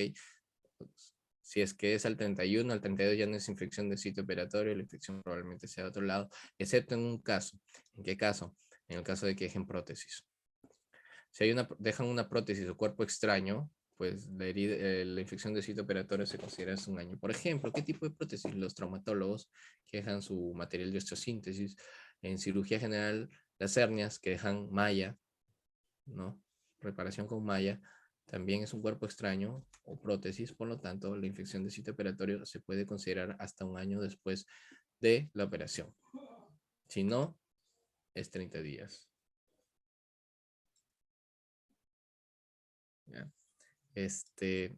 Continuamos. Con respecto a la clínica, obviamente, pues no es muy difícil de deducir signos inflamatorios, dolor, edema, eritema, aumento de temperatura. Puede el paciente hacer fiebre, ¿no? Y en estados avanzados puede haber secreción purulenta o colección purulenta, que es el absceso. Les pongo acá las capas de la piel, porque si ustedes se dan cuenta, 60-80% de las ISOs son superficiales. La mayoría son superficiales y en menor grado son profundas o de órgano del espacio. Con respecto al ISO superficial, criterios para un ISO superficial: pus en la herida, con o sin cultivo, pero si hay pus, ya es un criterio. Por lo tanto, es infección de sitio operatorio. Si ustedes le aislan un microorganismo por cultivo, signos locales de infección o evidencia inmunológica o de imagenológica, es decir, si a la ecografía, la herida está cerrada y le sacan una ecografía y hay una colección ahí, sí es una infección de sitio operatorio. Si hay signos locales de infección, eritema, edema, calor, rubor, o el diagnóstico de infección por el cirujano. Si viene un cirujano y dice, esto es una infección de sitio operatorio, así ustedes digan que no, ya es un criterio diagnóstico que venga el cirujano y diga que es una infección, por lo tanto lo deben de considerar como un ISO. Así dicen los criterios en teoría. Por eso los internos antes pasaban visita conmigo y me decían, no, que esto no es una infección, pero venía el doctor X y dice que sí es una infección. Y no, yo creo que no, yo creo que no. Pero el criterio es de que ya venga un cirujano y diga, entonces ya trátalo como infección de sitio operatorio. Capaz ha sido una infección de sitio operatorio, le dio antibiótico y se resolvió, se está resolviendo, pues, ¿no? Pero en fin. Y el tratamiento de una infección de sitio operatorio es simplemente, si está cocido, lo aperturas, lo curas y antibiótico, nada más. Lo curas, lo drenas, si hay pus, drenas el pus, lo curas y le das antibiótico. Esa es la solución. Gracias a Dios, como les dije, 60-80%. ¿Ok? En el caso de las ISOs profundas, es decir, ya hay una afección de la fascia y del músculo, miren, ya es un poco más agresivo, ¿no? Miren estas imágenes. Bueno, ya también esta es una exageración, pues, ¿no? Pero sí, ya, miren la segunda, ¿no? Vamos a ver más adelante infecciones severas de la piel, ¿no? Entonces, tiene que tener pus de la zona sin compromiso de órganos o espacio, porque si hay compromisos de órgano o espacio, ya es una infección de órgano o espacio. Licencia de las suturas profundas, espontáneas o aperturadas por el cirujano, hay fiebre, dolor localizado, irritación a la palpación, abscesos, evidencia de infección que afecte una infección profunda al examen directo, o, eh, o por imágenes también, ¿no? Y el ISO profundo y el diagnóstico de ISO profunda por un cirujano. Igual, el mismo criterio. Viene un cirujano y dice, esto es un ISO profundo, es un ISO profundo. El tratamiento, como podrán ver acá, lo que está haciendo el cirujano es una debridación amplia, ¿no? Una debridación amplia, curaciones y antibiótico. Incluso a veces tienen que ser en sala. Y en el caso de un ISO de órgano o espacio, es obviamente que está localizado en una cavidad o en un órgano. Por ejemplo, en este caso, a la tomografía se ve un absceso, ¿no? Todo esto que se ve es un absceso. ¿Cómo sabes que es un absceso? Porque es una cavidad con líquido y tiene gas, burbujitas de gas. Estas dos burbujitas, estos dos ojitos son burbujitas de gas. ¿Okay? Y el tratamiento de un absceso es drenaje. Preguntas. De salud de 2007. Son factores que aumentan la incidencia de infección, decisión quirúrgica, excepto edad avanzada, diabetes, uso de corticoides, obesidad, infección de sitio lejano. Este también es una pregunta que yo considero maliciosa. El problema con las preguntas de acá en Perú es de que muchas veces no las revisan bien, o son maliciosas, o etcétera, o son debatibles. Entonces, factores que aumentan la incidencia de infección de sitio quirúrgico, excepto la edad avanzada, sí, los extremos de las edades siempre tienen inmunodeficiencia, entonces sí, es un criterio. La diabetes también es un inmunodeprimido. La obesidad también, los obesos tienen mayor riesgo de infección de sitio operatorio, lo van a leer ahí en la parte que les dije que le den una leída, ya, y dice obesidad. Infección de sitio lejano versus corticoides. Ese es el problema. El uso de corticoides crónico sí está demostrado de que disminuye la inmunidad, pero el uso crónico, el uso agudo y en bajas dosis de corticoides no está demostrado de que aumente por eso es maliciosa, ¿no? El uso de corticoides, pero es relativo. Es más, es relativo también la diabetes, porque si tú me dices un diabético bien controlado, no tendría por qué tener inmunodeficiencia, ¿ok? Una edad avanzada en buenas condiciones tampoco. Todo es relativo en realidad, pero acá infección de sitios lejanos sí es un criterio. Por ejemplo, si tiene un hito y tú vas a operar una hernia o etcétera, no debería. Primero deberías resolverle la infección del hito y después tratar la cirugía. Aquí la respuesta es corticoides. ¿Me van a reclamar? Sí, me van a reclamar, pero la respuesta que dieron ahí es esa. Y por la razón que les estoy diciendo, ¿no? El uso crónico, sí, pero el uso agudo de corticoides en bajas dosis crónico tampoco no está demostrado.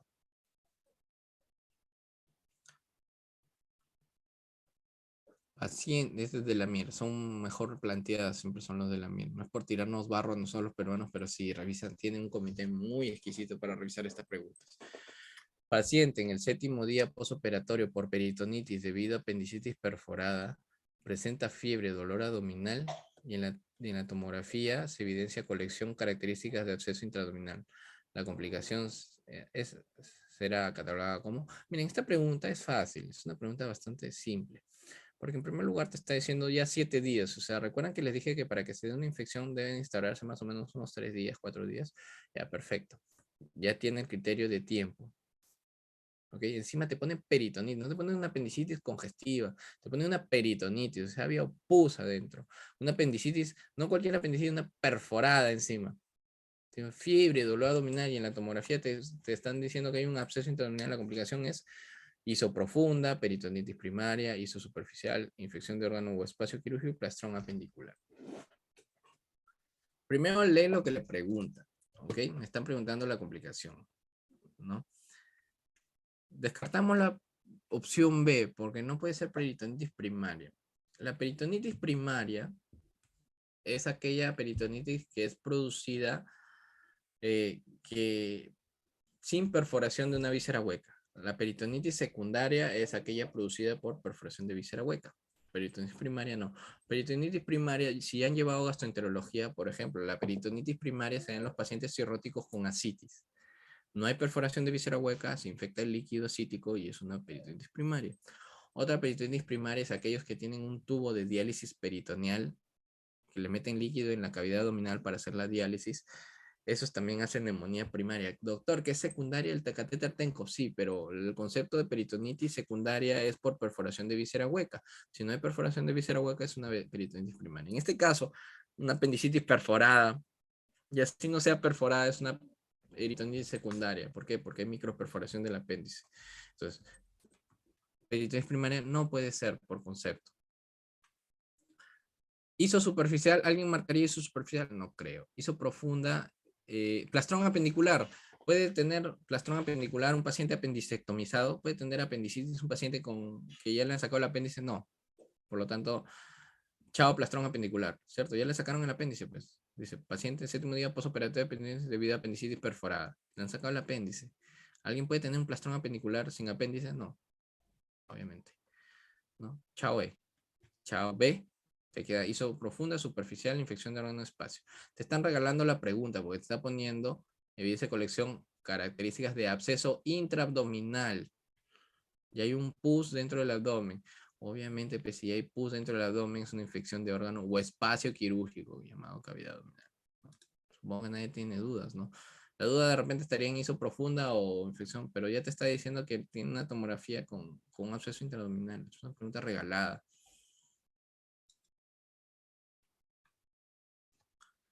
Paciente laparotomizado, laparotomía, laparoabdomentomía, corte, ¿no?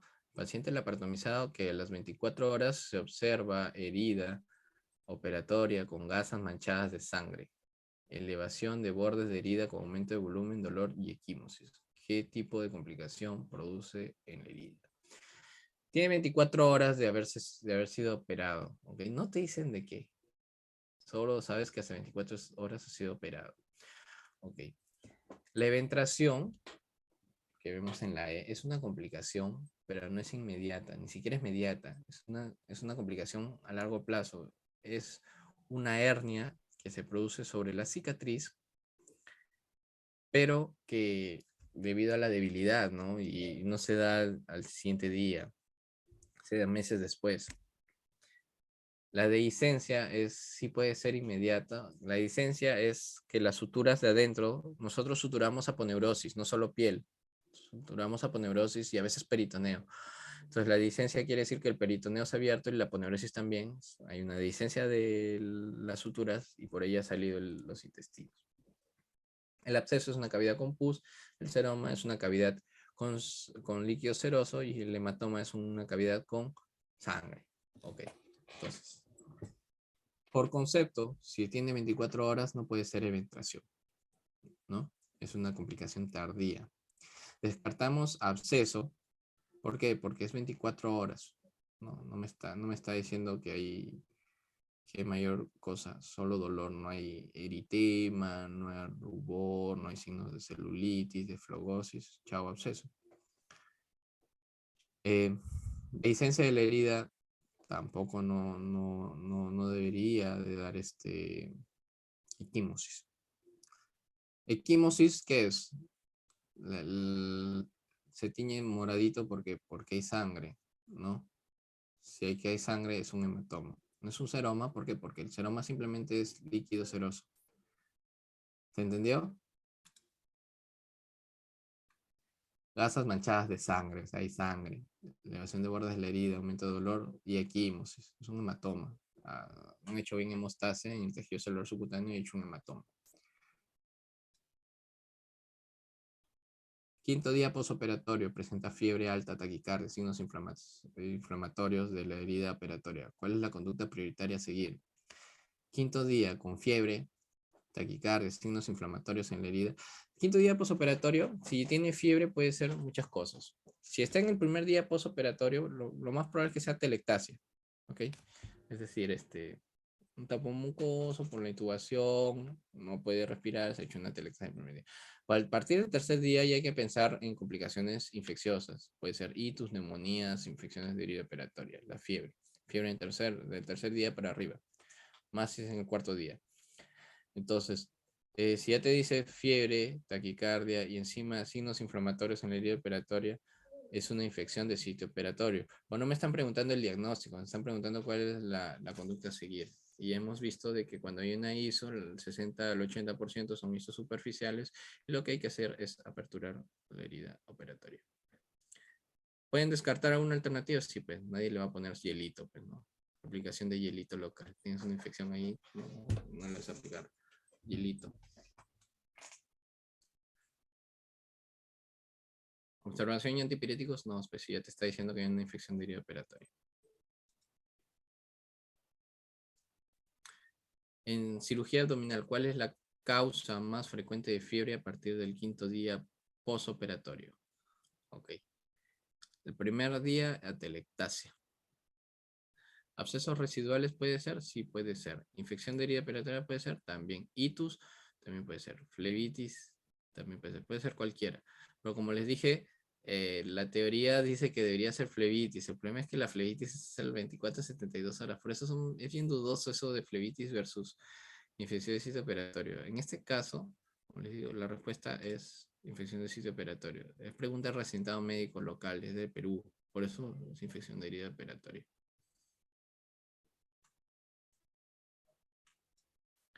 Ahora, con respecto a la profilaxis antibiótica. Profilaxis, ¿qué es profilaxis? Prevención, ¿cierto? Entonces, la profilaxis antibiótica es para prevenir la infección del sitio operatorio. ¿Ok? Para prevenir, no para tratar. O sea, si hay una infección instaurada, por ejemplo, si hay una apendicitis, una colecistitis, una enfermedad diverticular complicada, una diverticulitis, ya no es profilaxis porque no estás previniendo ninguna infección, la infección ya está dada.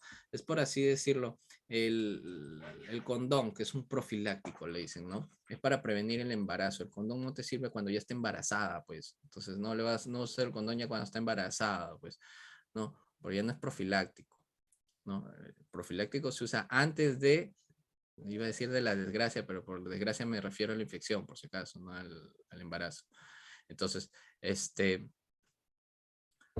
el antibiótico profilaxis es para prevenir la infección, cuando no está infectado. Cuando se administra antes de 30 minutos antes de la cirugía, ¿ok? De la cirugía, sobre todo de las limpias contaminadas y contaminadas. Es decir, cuando ya son sucias, infectadas, ya no es profilaxis. ¿Por qué? Porque ya no es antibiótico profilaxis, es antibiótico tratamiento. Ya estás dando un antibiótico para tratar una infección, no para prevenir. En cambio, en las cirugías limpias contaminadas y contaminadas no hay una infección. Por lo tanto, le das un antibiótico 30 minutos antes de la cirugía para prevenir la infección, sobre todo que infección de sitio operatorio. Características del antibiótico ideal para profesionales: que sea monodosis, que le des una sola dosis, que abarque patógenos más frecuentes, que tenga buen perfil de seguridad y que no favorezca la resistencia bacteriana. ¿Cuáles son los que se usan? Usualmente cefazolina. Si es alérgico a cefazolina, clindamicina. Hay varias opciones ahí, pero en general usamos cefazolina. ¿Ya? Cefazolina para hernias y mamas, para gastrointestinal no obstruido, para obstruido también cefazolina, ceftriaxona con metronidazol, vía biliar abierta, cefazolina. Usualmente usamos cefazolina, 2 gramos 30 minutos antes de la cirugía y se acabó.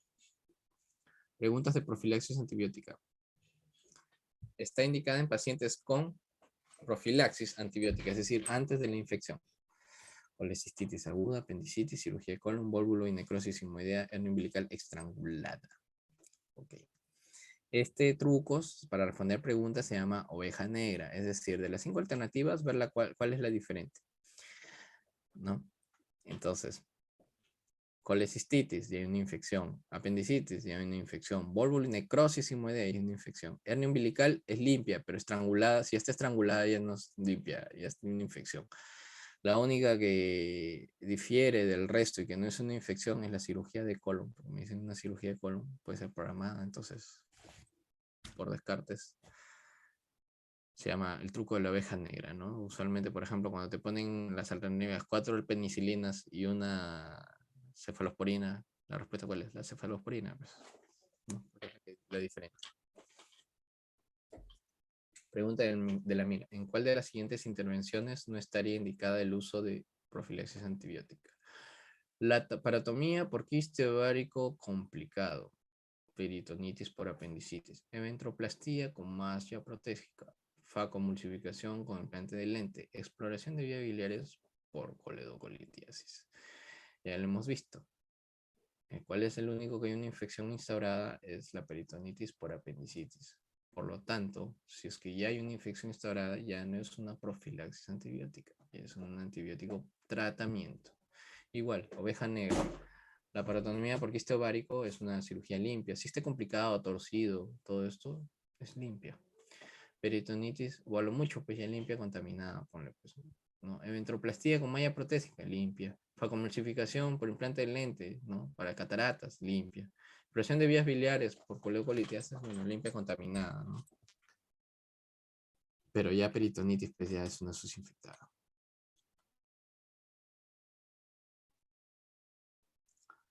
La literatura científica demuestra que el principal beneficio de la profilaxis antibiótica en cirugía electiva de aparato digestivo es reducir el riesgo de peritonitis difusa postoperatoria. No. Prevenir la formación de abscesos intraabdominales.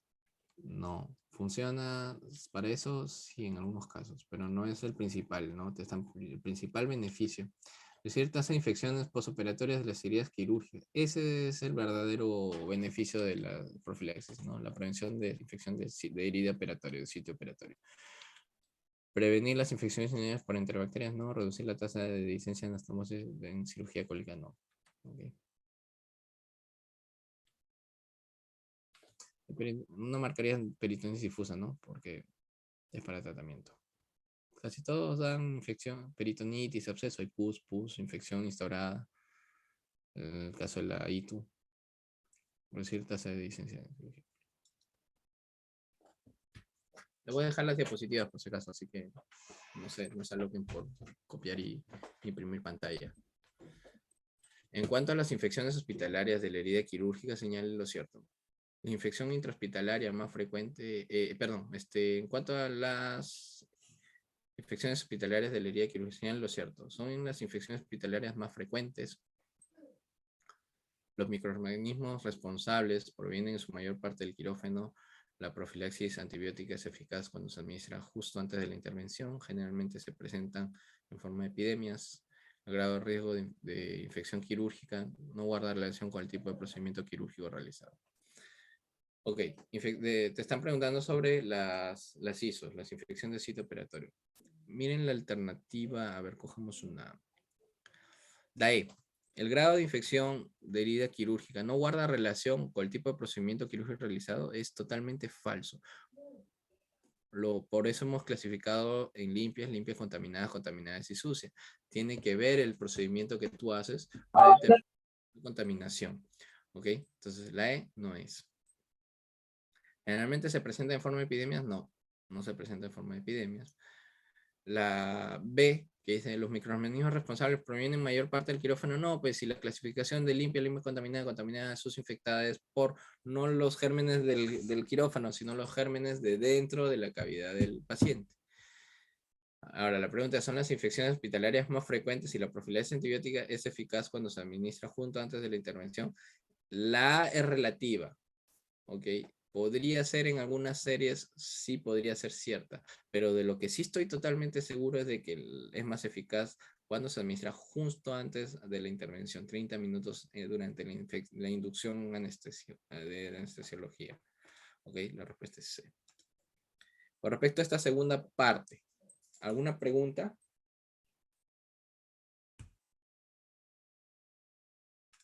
Perfecto, pasamos a la tercera parte.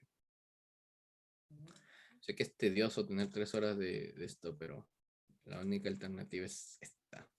La tercera parte, infecciones severas de la piel, tejido celular subcutáneo y parte. Este tema es rápido, así que esta parte es rápida, así que vamos a avanzar. Cuando hablamos de infecciones severas de la piel, tejido celular subcutáneo y partes blandas, hablamos de 3 entidades, 3 enfermedades: la gangrena gaseosa, la fascitis necrotizante y la gangrena de Fournier. ¿Okay? Gangrena gaseosa. Acuérdense, el germen de la gangrena gaseosa es Clostridium perfringens. ¿Ok? Potencialmente mortal.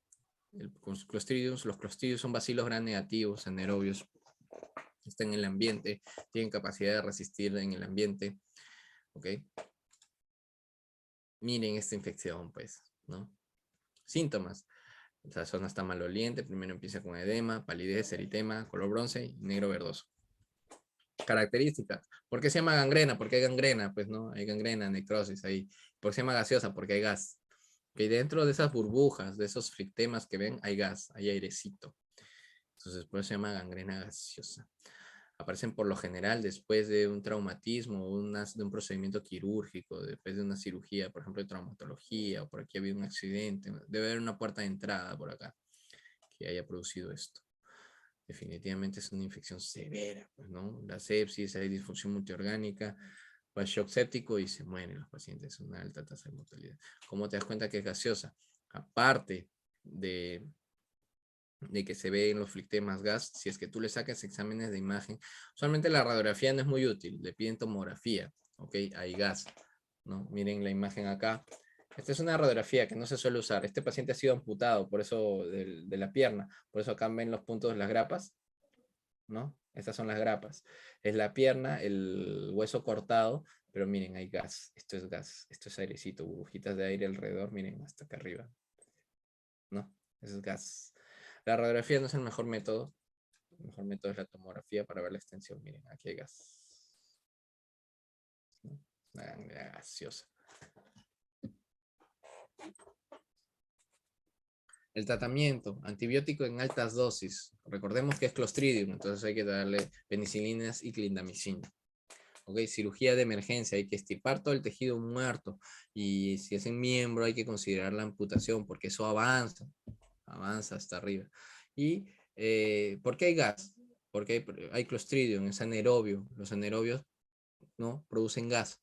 Entonces, cuando tú aperturas una herida, la expones al aire, eso es desfavorable para el Clostridium, de tal forma de que la cámara hiperbárica también es una opción si es que está disponible.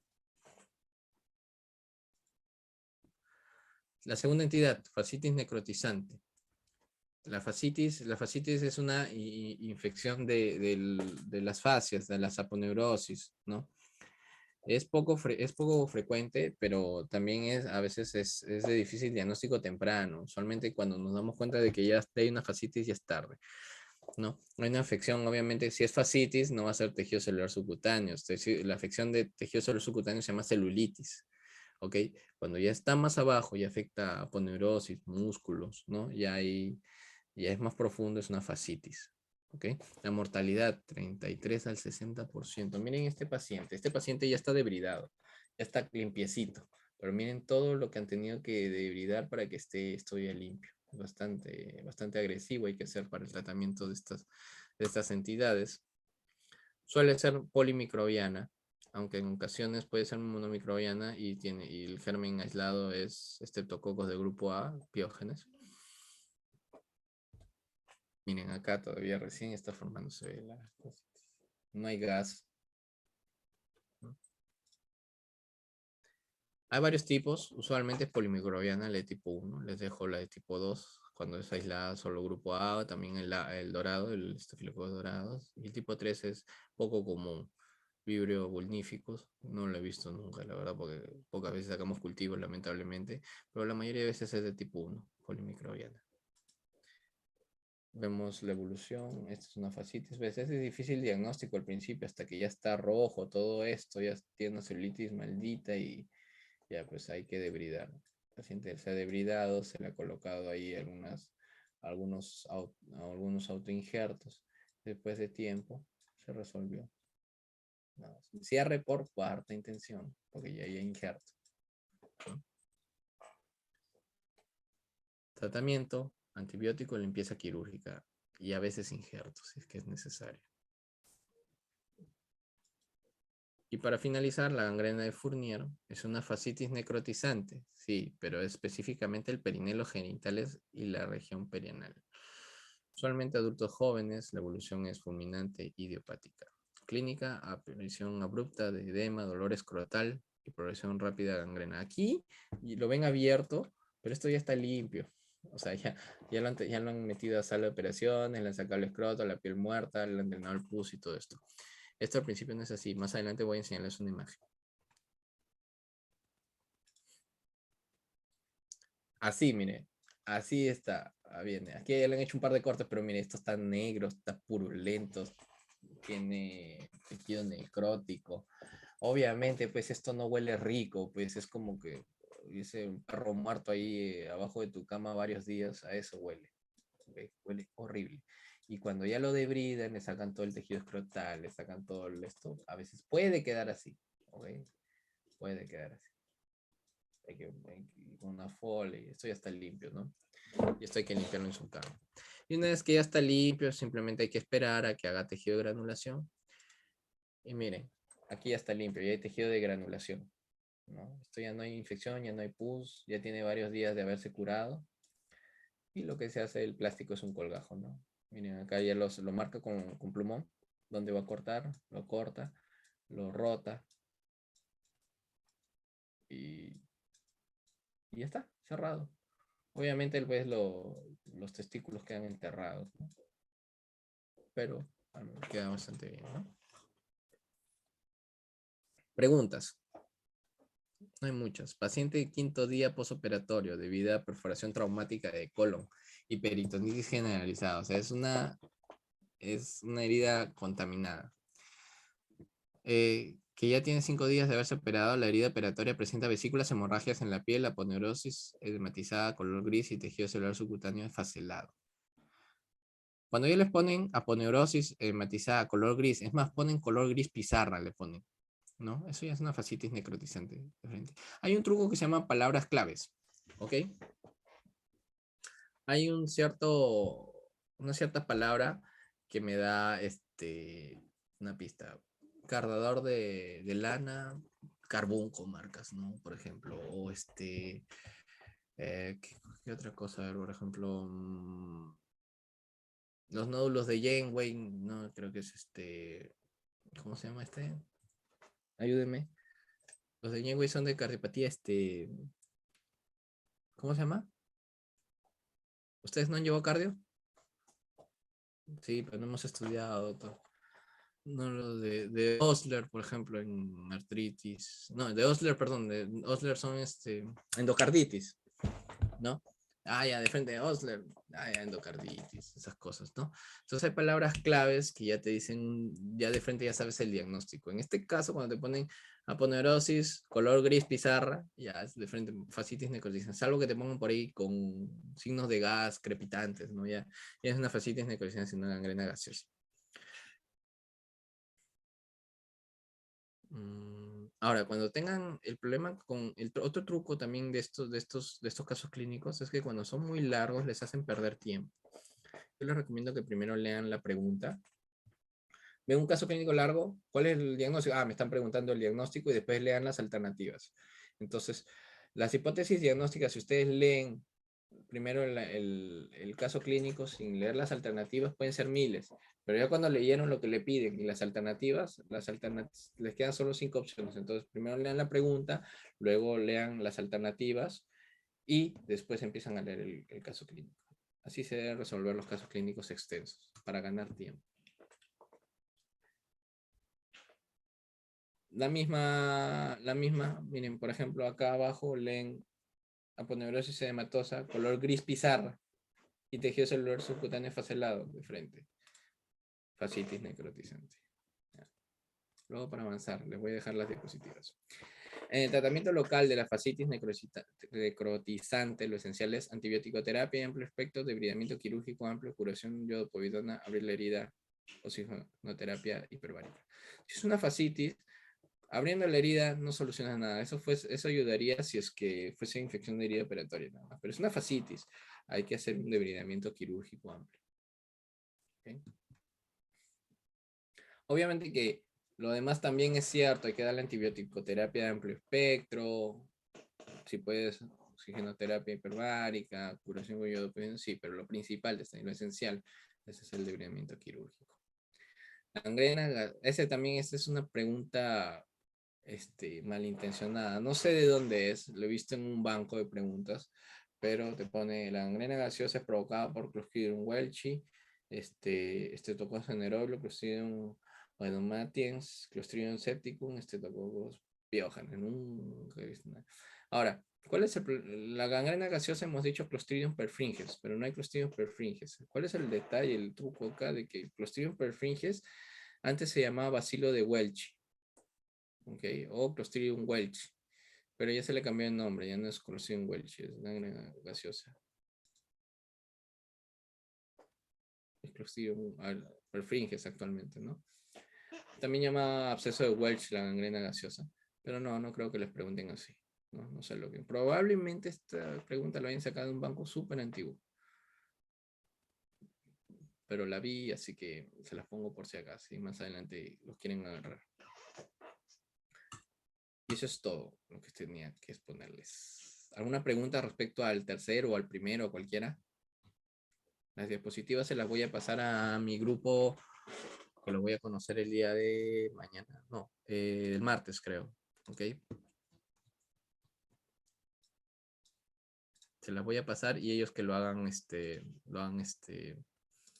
lo pasen en sus grupos. ¿Alguna pregunta? Todo claro, doctor. Listo. Como les dije, es un tema que no es muy preguntado en exámenes de gran volumen. Supongo que en los exámenes de cirugía sí les van a preguntar de todas maneras, ¿no? Porque sacan un porcentaje bastante similar en todas las preguntas. Usualmente son 50%, no, 25% preguntas fáciles, 25% difíciles y 50% moderadas. O sea que les da súper ventaja a ustedes. De este tema es bastante corto el tema, y las preguntas son bastante similares, sobre todo las de limpia contaminada, contaminada sucia, las de fascitis necrotizante, de repente Clostridium perfringens para la gangrena gaseosa, pero en general así más o menos son las preguntas. Perforante, diferencia perforante de penetrante, que es atricción, abulsión. Entonces son preguntas que usualmente son bastante regulares, a diferencia de otros temas en los cuales les pueden preguntar casos clínicos o cosas más complejas.